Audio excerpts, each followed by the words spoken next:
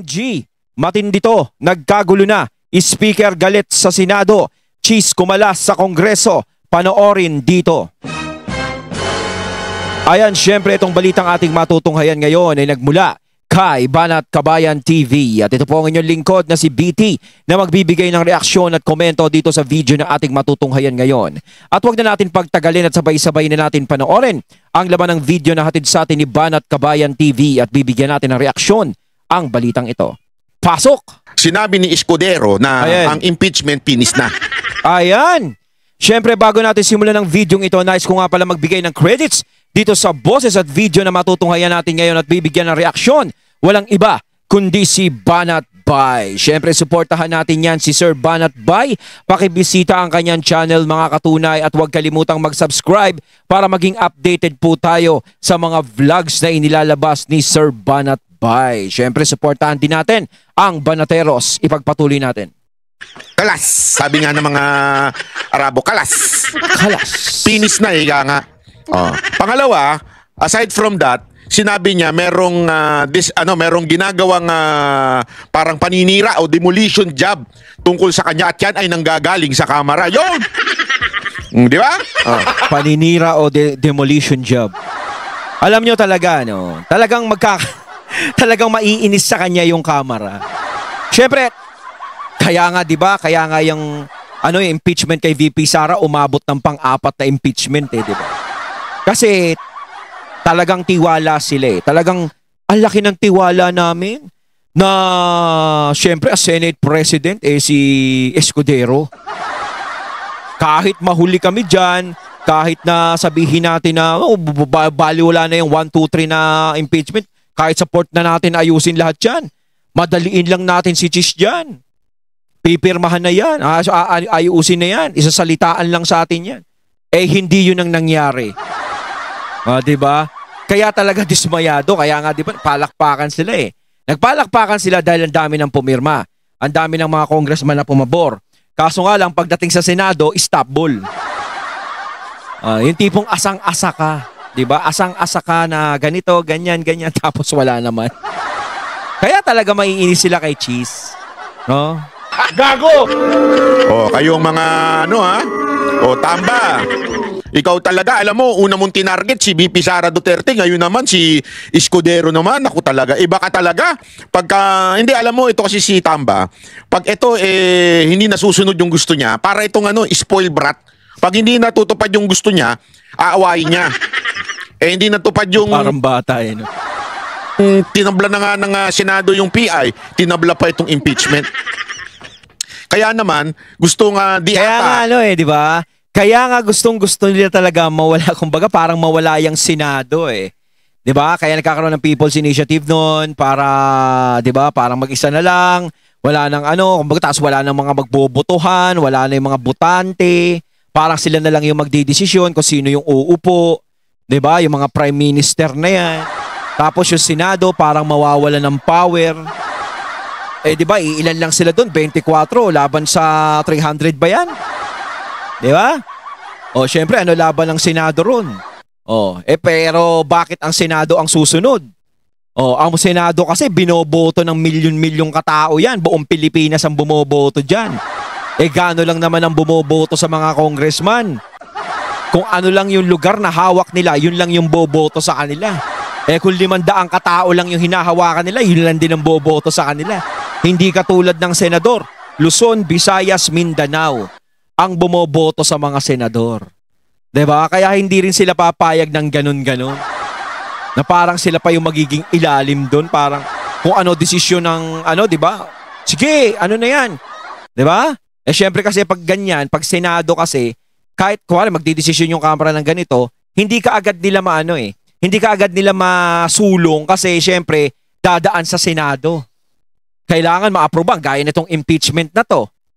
Kumbaga sa Kamara okay na sa kanila eh. Wala nang problema eh. Go na eh. Kaso pagdating sa Senado, stop. Parang tap. Di umano tila gusto ata niyang patanggal sa Senado bilang Senate President itong si Cheese Escudero. Yun nga lang ang problema, hindi matanggal. Lalong-lalo na binoto yan, no, ng mga kasama niya sa Senado. Mano ni Escudero, abay, merong demolition job na nagaganap. Naku po, pagkatapos nung finish na yung impeachment demolition job, etong matindi. Hindi ho pumayag si Escudero ng gayon-gayon lang. Alam mo, ginawa. Siyempre, bilang Senate President, decision mo yung mga chairmanship. Even if sabihin na natin, dinonominate yan, binigay niya kay Marcoleta yung chairmanship. Ayun, grabe na, Blue Ribbon Committee. Ano ba yung Blue Ribbon? Yun ang maganda ron. Na yung Blue Ribbon Committee ay mapunta kay Senator Marcoleta. Talagang yung Blue Ribbon Committee, talagang yan, bagay na bagay talaga sa kanya. Diba? Alam nyo, parang siya yung lalaki na Miriam Defensor. Diba? Ang dami nagsasabi niya. Matalino. May paninindigan. Talagang iba, makipaglaban si Senator Marcoleta. Ako talagang nasubaybayan ko si Senator Marcoleta, congressman pa lang. Talagang napapanood ko talaga yung mga ginagawa niya, yung mga investigasyon niya talaga. Hindi katulad ng iba. Yung tipong sa simula, kala mo pagkatapang-tapang. Imbestiga dito, imbestiga doon, ganito, ganyan, ganyan. Tapos pagdating sa kalagitnaan, wala na. Biglang tahimik na. Alam niyo yung mga katunay kung sino yun? Hindi katulad ni Senator Marcoleta. Pag sinimulan, tinatapos. Ribbon Committee. Ito po yung nag-iimbestiga sa mga ulul at mga gunggong yung mga at mga tarantadong government official. Partikular na yung mga gahama, mga buhaya. Ang Blue Ribbon Committee ang nag-iimbestiga dyan, di ba? Kaya nga yung BICAM na yan, parang isa sa publiko na Hindi na naka-private daw. Biglang nagbago yung ihip ng hangin. Kaya nga tinatanong natin bakit ngayon lang? Bakit ngayon lang isa sa publiko? Di dapat sana dati pa, di ba? Kaya naman palang gawin ngayon Yung mga bagay na dapat gawin ngayon, kaya naman gawin dati pa. Kaya syempre nagtataka yung mga tao Kahit na sabihin natin na magpabango kayo ng pangalan ngayon, na gumawa kayo ng transparency sa mga tao, syempre ang iisipin nila, bakit ngayon nyo lang gagawin? No? Kayo na naman na nagsasabi, pwede naman palang ilantad sa mga tao, pwede naman pala ipakita, pwede naman pala i-monitor. Bakit ngayon lang? Bakit ngayon lang? No, di ba? So, alam na natin. Pinuntirya ni Marcos yung korupsyon sa flood control project. Sino ba tatamaan dyan? Sino ba ang mga kontratista? Alam naman po natin na ang kontratista dyan ay yung mga mambabatas Marami dyan, kontratista dyan, mga kamag-anak ng mambabatas. I-google nyo. Google? Ito. Para, kayo na lang umakalam. I-chat GPT nyo. Tanungin ninyo, who are the alleged kontratista? Kahit Tagalog pwede. O pa... Alam nyo, talagang talagang nag-upgrade na ang social media. Talagang nag-upgrade na. Kasi dati sa Google, pag mayroon ka nahihirapang tanong ka sa Google. Ngayon, magtanong ka na sa chat GPT. Hindi ka na mahirap, type mo lang yung tanong mo Ganito ba? Paano ba ito? Paano ganito? Siya na mismo sumasagot House of Representative, lalabas na yan. At ang mismong nilagay ni Escudero at pinayagan niya ay si Marcoleta. Bakit? Ano po ba problema kay Marcoleta? Bakit ba mainit ang julo ng mga congressman? Tandaan ninyo, si Marcoleta, inapito noon. Inapi ito noon, di ba? Sinipa siya dun sa mga komite na kung saan ginamit nila yung komite na yon para gipitin ng mga Duterte. Para hindi makasali at may pagtanggol ni Marcoleta ang katotohanan, tinanggal siya doon. Niyari siya doon sa mga komite na yon without informing him. Naku. Paano alam natin siya yung kontra doon Siya talaga yung nanindigan sa mga Duterte doon. Although siguro naman, meron din talagang mga Duterte doon kahit papaano.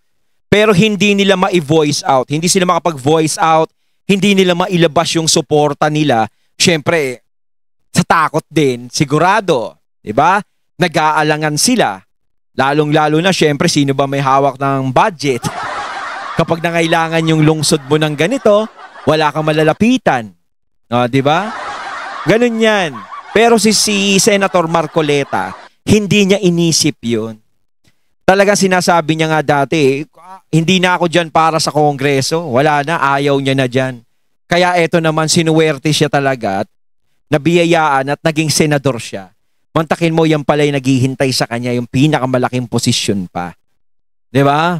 Kaya napabor pa yung pagkakaalis kay Senator Marcoleta doon sa Kongreso eh. Kasi talagang parang pinagtutulong-tulungan na lang siya diyan.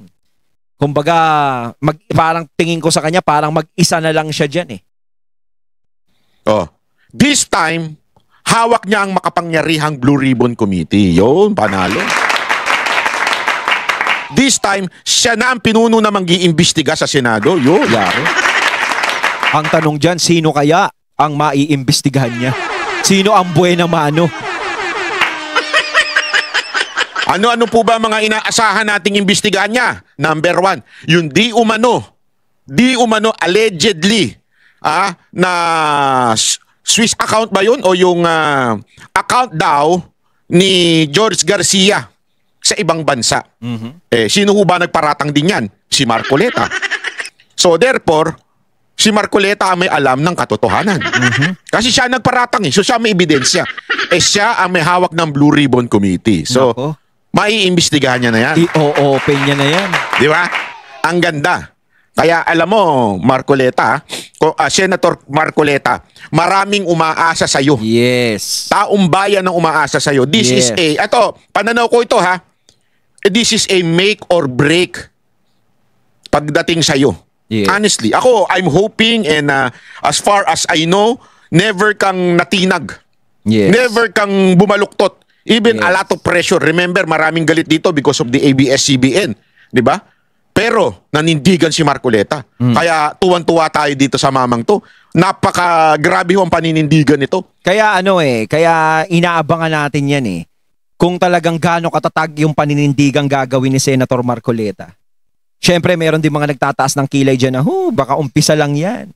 Baka katulad din yan ng ibang nasa Senado na iimbestiga. Pagdating sa kalatian, pag nahilot-hilot lang, hihinto na.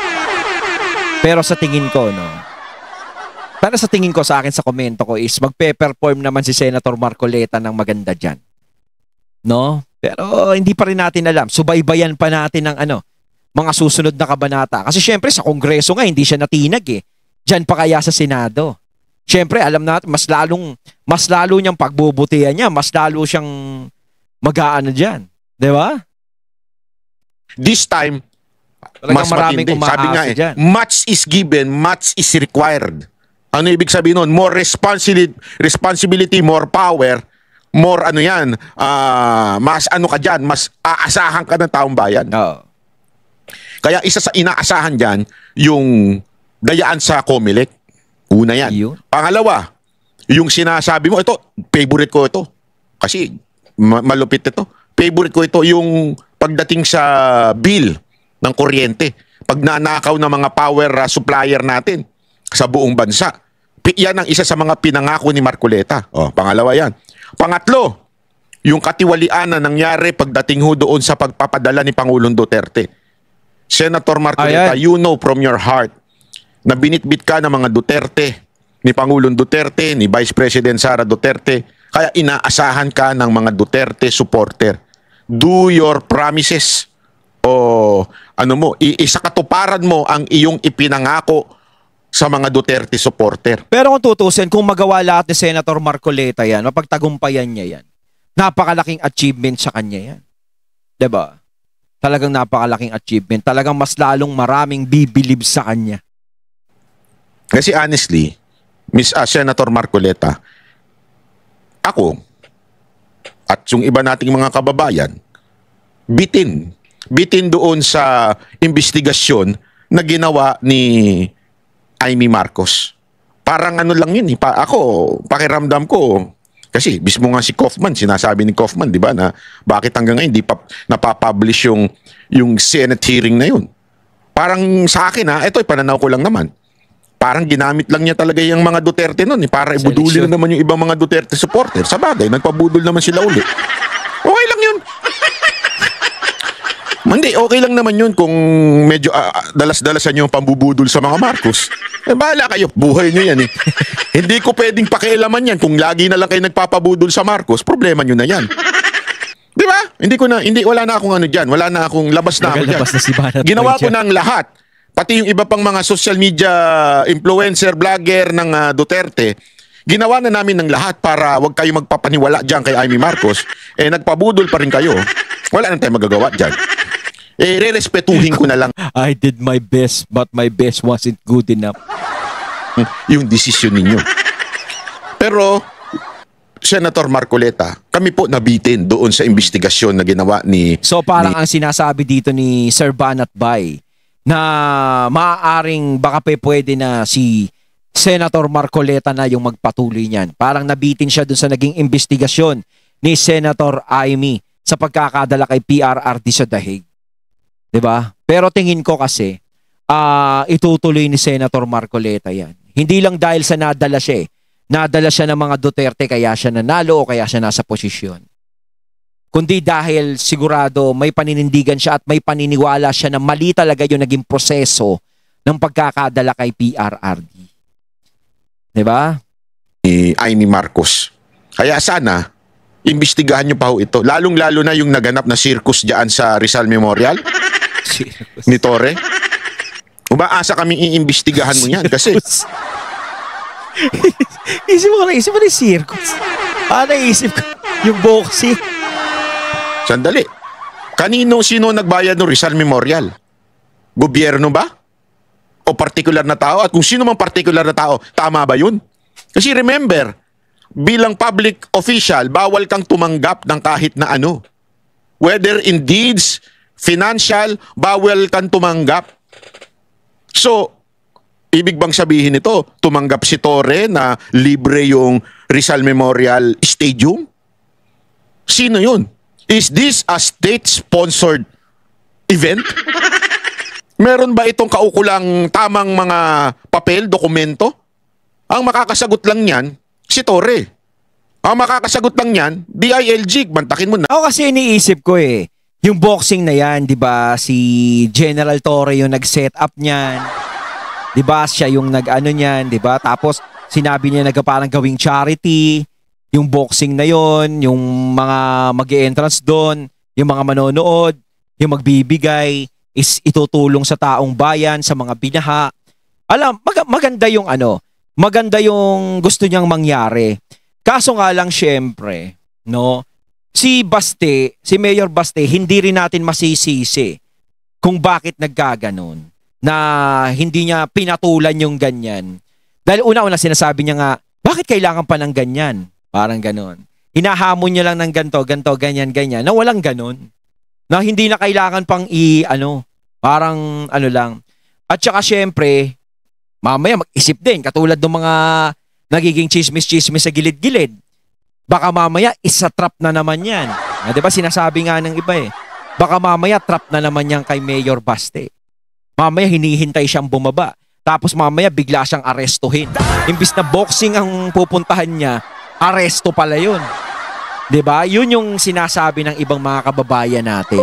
Kumbaga, ginagamit niya rin ang isip niya Diba? Ginagamit niya. So, gulat ko na lang, is natuloy din pala kahit hindi sumipot si Mayor Baste. Tapos siya pa talaga yung nanalo, parang nag-exhibition pa si General Torre ng boxing doon. Kaya nga parang minamak ni ano ba to? Diwata Pares Overload. Na doon yung secretary. Luko-luko rin yung secretary ng DILG. Mantakin mo, pinirmahan niya yung travel permit ni Baste kasi bilang DILG secretary. Alam niyang aalis wala sa Sunday si Baste. Yan pa yung sinasabi, yung naririnig nating chismis. Na alam naman pala ni DILG na aalis si Mayor Baste. Tapos pinirmahan pa rin yung magaganap na yon, yung event na yon. Na alam naman na walang Mayor Baste na pupunta talaga. Parang mas nauna kasi yun parang yung pagpirma ng ng pag-alis ni Mayor Baste. No, bago maganap yung kung ano-ano mang mga hamunan na yan. Diba? Bago pala maganap yung yung hamon na sa linggo, yung linggo daw. Diba? Yung boxing na yon. Diba? Yung tipong naghamon ka, alam mong aalis pala yung tao. Pero nagbigay naman ng araw si Mayor Baste, no? Parang Martes ata, Miyerkules. Pwede na, tapos si General Torre naman ng hindi pa pwede, madami daw trabaho. Ano ba yan? Hindi, para matapos na. Para matapos na yung usapin na yan, yung boxing na yan. Bakit hindi lang si General Torre yung magpunta sa Davao? Ay, di ba? Nagpupunta naman siya ng Davao sa KOJC nga. Tapang-tapang niya doon, nagpunta siya doon di ba? Kinuha nila gusto nilang kunin si Kibuloy doon, si Pastor Kibuloy. Nakakababa naman siya ng ng Davao. Para matuloy yan, bakit hindi na lang doon sa Davao para sigurado? Di ba? Kung talaga gusto talaga, yung hinahamon, tapos, wala yun si Baste, hindi naman pumupunta rito Bakit hindi na lang ikaw ang pumunta doon sa Davao?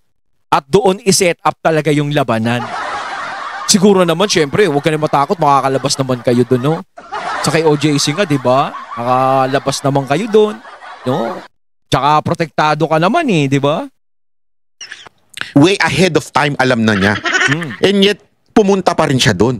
Magandang tanungin niya ni Marcoleta, Mr. Secretary, how come you sign a document and yet you were there? Are you fooling yourself or are you fooling us?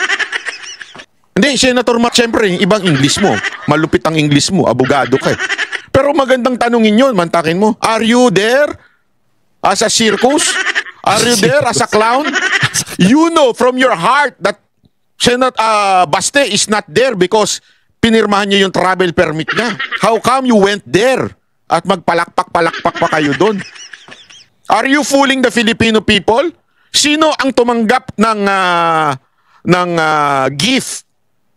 Kasi sabihin na natin, hindi pera yung tinanggap nila para marentahan yung Rizal. Don't tell me, sabi nung Rizal, hindi, libre na.